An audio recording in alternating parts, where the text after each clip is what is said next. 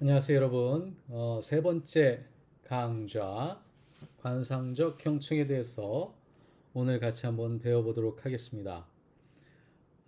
관상적 형층의 시작은 제랄드 메이의 사랑의 각성이라고 하는 책을 통해서 한번 그 핵심적인 요소를 한번 생각해 보겠습니다. 제랄드 메이는 여러분도 잘 아시겠지만 정신과 의사인데 샬렘이라고 하는 기독교 영성 센터에 들어가서 거기에서 영성과 정신 분석을 통합해 나가면서 기독교 영성의 핵심적인 본질들을 구현해내는데 아주 중요한 역할을 했죠. 그분의 책 사랑의 각성의 관상적 현존, Contemplative Presence, 이거를 현존이라고 번역했는데 임재도 맞습니다. 어쨌든 그것이 무엇이는 의미인지를 여기서 한번 같이 생각해 보도록 하겠습니다. 관상이란 무엇인가 먼저 생각해 봐야겠죠. 관상이란 알기, 행동하기, 느끼기를 포용하는 것이다. 삶의 신비를 경외하는 것을 관상이라고 얘기합니다. 여러분, 우리가 관상에 대해서 가장 대중적이고 아주 쉬운 정의를 배워본 적 있죠? A long, loving look at the real 이라고 하는 영어 문장으로 관상에 대한 정의 또한 정의를 통해서 이해를 해본 적이 있습니다. 예, 이제 다른 언어로 관상을 한번 생각해 보는 것이죠. 어쨌든 관상은 삶의 신비를 발견하는 것이죠. 하나님의 임재가 충만하다는 것을 깨닫고 그것을 알아차리는 과정을 관상이라고 볼 수 있겠습니다. 그것을 또한 제라드 메이는 순수하고 완전한 현존이라고도 얘기했어요. 모든 것을 포용하는 자각이 삶과 행동의 완전함, 마음의 태도, 현존의 본질로 승화되어 있는 상태를 관상적 현존, contemplative presence라고 얘기하고 있습니다. 이것을 좀 더 쉽게 표현하자면 깨어있는 거죠. 알아차리는 겁니다. 마음을 열어놓은 상태죠. 유연한 상태입니다. 그리고 삶의 모든 요소 속에서 선물을 발견할 수 있는 그런 마음이죠.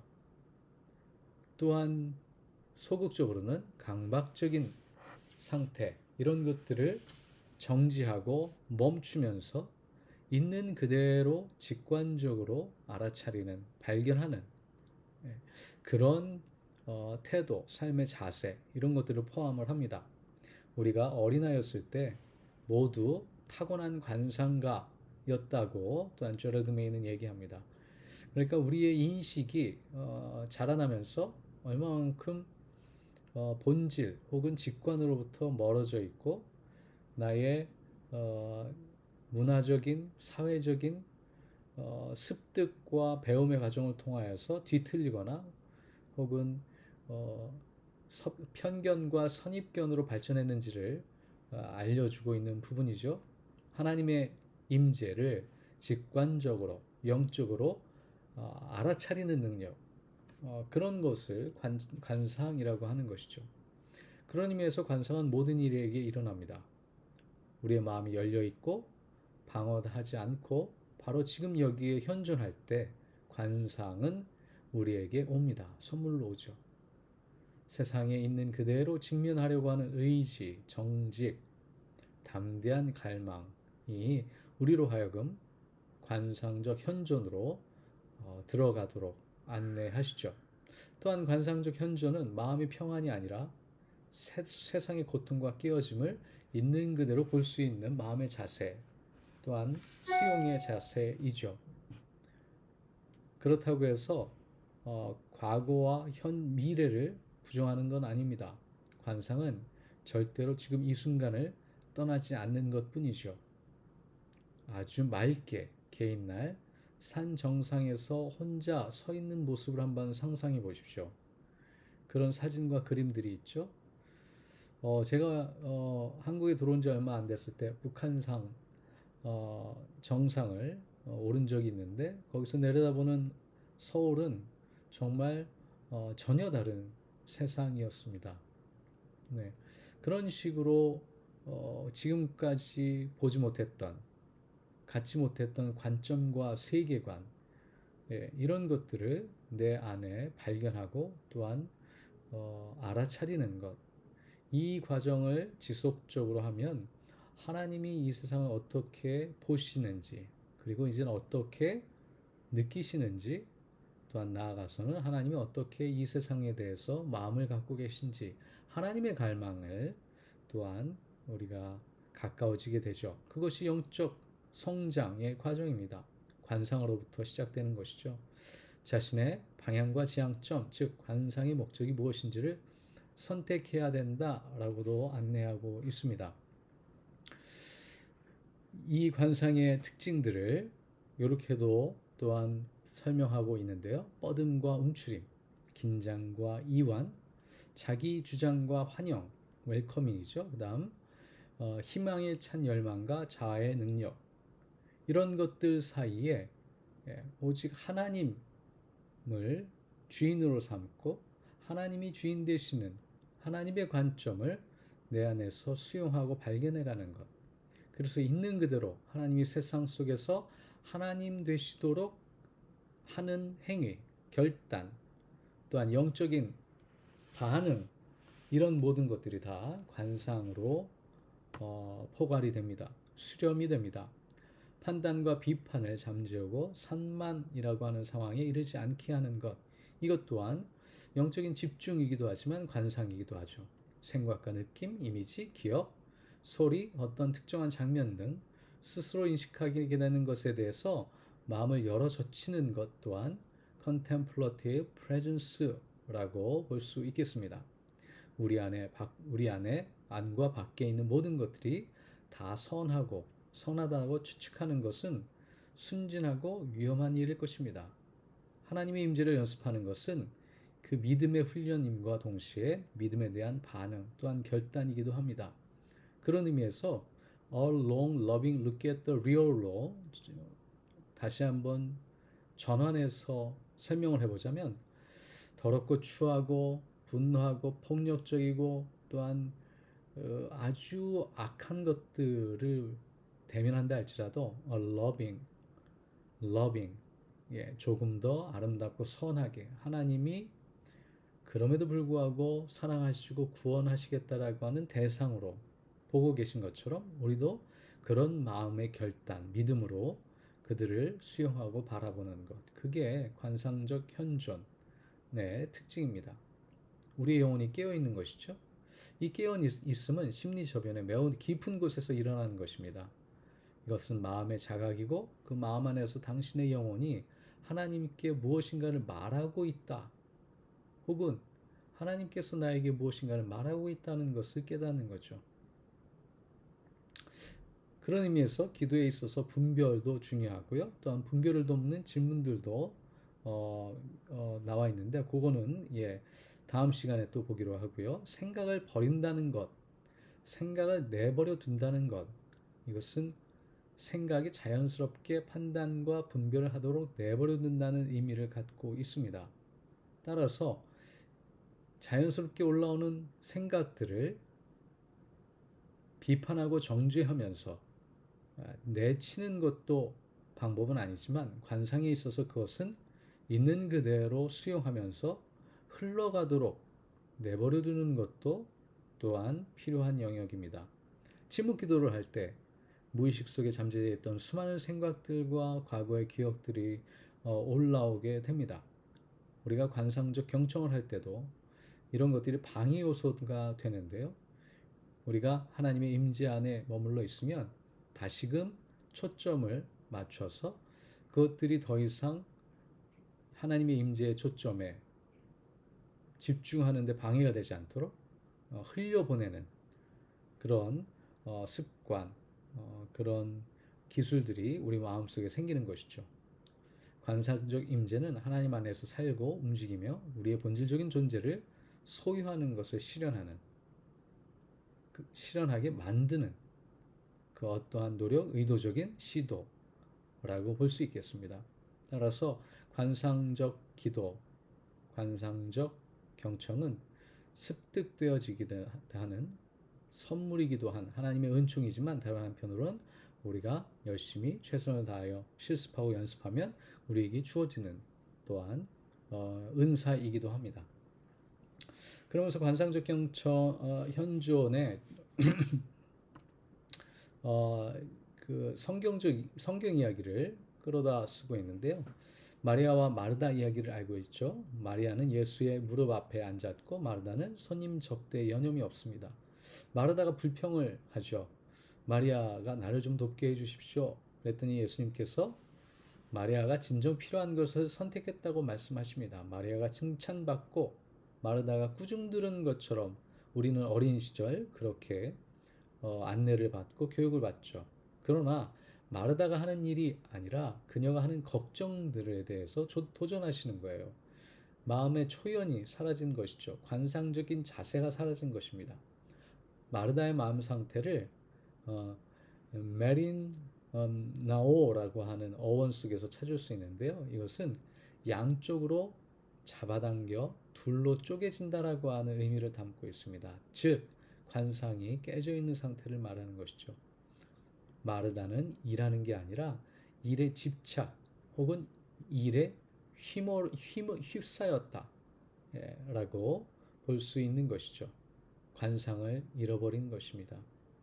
그런 의미에서 마리아는 예수님께 자신에게 가장 무엇이 필요한지를 초점을 맞추고 거기에 집중할 수 있는 영적인 알아차림이 있어서 깨어 있었다라고 볼 수 있겠죠.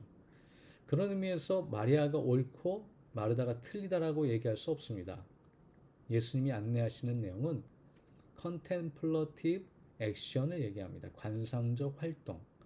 contemplation, 그냥 가만히만 있어서 기도하는 것으로 멈추는 게 아니라 기도하는 자는 액션, 반응하고 활동하고 행동해야 된다는 거죠.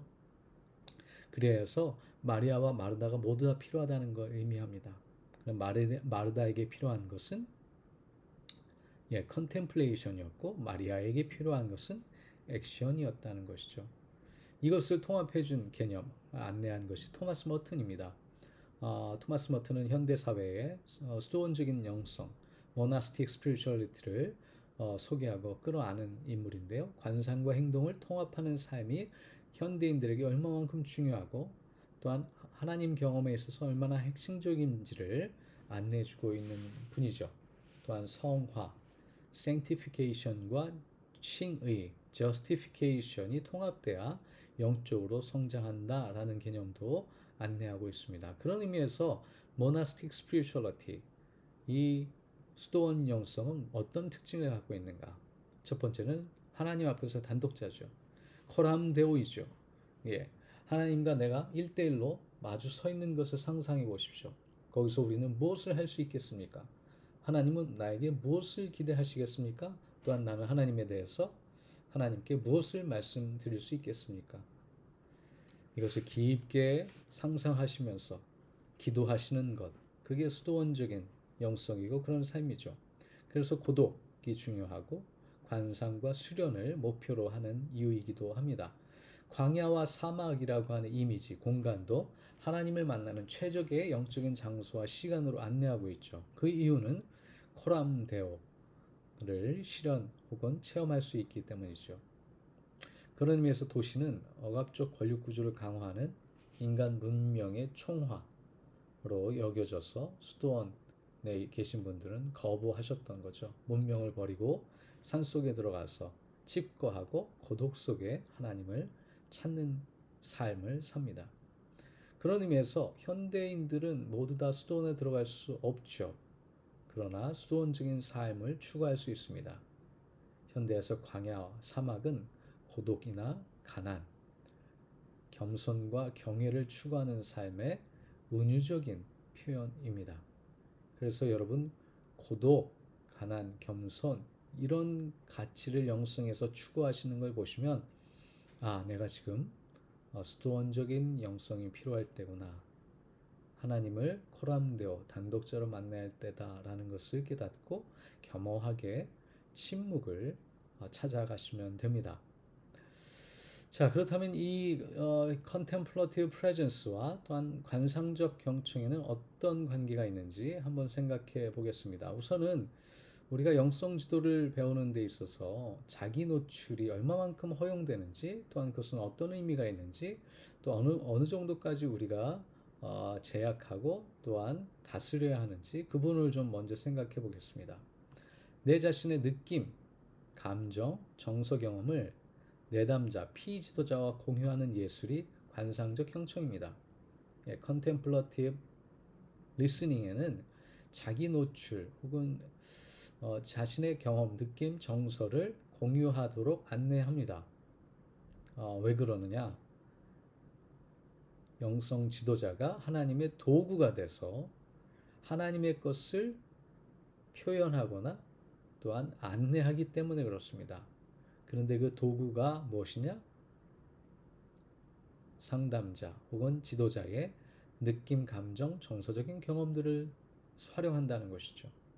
영성 지도는 피지도자와 지도자 사이의 상호 신뢰 속에서 서로 영적인 알을 추구하는 과정, 영적인 동반 여행입니다. 그러나 과도한 상호 노출은 가능한가요? 예, 그것은 영성 지도가 아닐 수 있습니다. 친구들 사이에 대화이거나 잡담일 수 있죠. 우리가 지도자의 자기 노출이 너무 심하면 이런 질문을 받게 됩니다. 이건 누구를 위한 시간인가? 누구를 위한 공간이고 누구의 필요를 채우고 있는가? 라고 하는 질문을 떠오르게 됩니다. 혹은 여러분들이 영성지도 사역을 하실 때도 늘 마음속에 두셔야 할 핵심적인 질문이 이거예요. 지금 누구의 필요, 누구의 영적인 필요가 채워지고 있는가? 나의 필요인가? 아니면 그의 필요인가? 피지도자의 필요인가? 혹은 하나님의 열망, 하나님의 갈망이 지금 채워지고 있는가? 라는 걸 늘 마음속에 두고 있어야 합니다. 그런 의미에서 우리는 우리 자신의 필요를 절제하면서 하나님의 열망, 피지도자를 향한 하나님의 마음을 끊임없이 분별하고 찾아가는 연습이 필요합니다. 그렇다면 과도한 숨김 혹은 이 얘기는 지도자가 자신의 영적인 경험이나 자신의 정서적인 경험들을 너무 숨기는 것이 또한 그게 관상적 경청에 도움이 되느냐? 그것 또한 우리가 좀 피해야 될 방향성입니다. 과도한 건 늘 문제가 되죠. 피상성이 증가하기 때문에 그렇고요. 내 경험을 너무 억누르거나 표현하지 않거나 나누지 않으면 수많은 추측과 의문과 또한 짐작들이 양산이 되면서 영적인 유대감이 형성되기가 어렵습니다. 그런 의미에서 피지도자를 향한 지도자의 영성 생활은 건강한 관계에 있어서 되게 중요하고요. 특별히 자기 노출과 안전한 거리감이 공유되어야 되는 것, 혹은 서로 어느 지점에서 공감되어야 된다는 사실을 우리가 발견하죠. 내가 있는 그대로 나 자신을 노출한다 할지라도 피지도자에게 부정적인 영향을 미치지 않을 수 있는 그런 삶, 그런 영적인 인격. 그런 의미에서 영성 지도자는 자기 성찰이 상당히 중요합니다. 또한 자기 성찰의 대상 중에 하나는 그림자이죠. 자신의 그림자. 융이 얘기하고 있는 그 그림자와 유사합니다. 영적인 어두움, 내면의 그림자들이죠. 그것이 무엇이고 그것이 내 삶에 어떠한 영향을 미치는지, 또한 그것을 나는 어떻게 돌보고 있고 어떻게 관리하고 있고 어떻게 다루고 있는지를 늘 염두에 둘 수 있는 삶, 그게 영성 지도자에게 있어서 가장 중요한 영적 덕목 중의 하나입니다. 그것이 슈퍼비전에서 다뤄지는 가장 핵심적인 요소이기도 하죠. 또한 자기 노출과 가로넣기, 브라케팅이라고 하는 이 중요한 두 기술 사이에서 우리는 늘 균형과 조화를 추구해야 합니다. 긴장 관계를 유지해야 돼요. 자기 노출을 너무 과다하게 하면 안 되고, 또한 다른 한편으로는 마음속에서 올라오는 수많은 생각들, 주로 생각들은 이성적이고 비판적인 자원이기 때문에 브라켓팅을 하는 게, 가로넣기를 하는 게 맞습니다. 그러나 때에 따라서는 하나님이 주시는 그런 의미가 있다면 그 안에서 나의 생각과 떠오르는 통찰을 나누는 은사도 우리에게 필요하죠. 네, 여기서 제가 타이포를 발견을 해가지고 수정하였습니다. 자기 노출과 괄호 넣기 사이에 긴장을 유지해야 되는 것.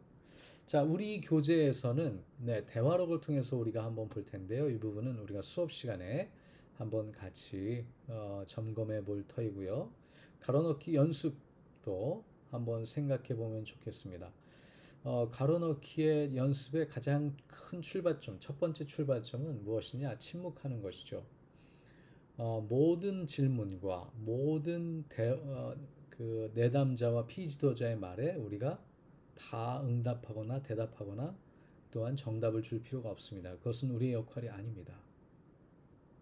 그냥 있는 그대로 그들의 이야기를 경청하는 것, 하나님의 마음으로 경청하는 것이죠. 그게 관상적 경청의 핵심입니다.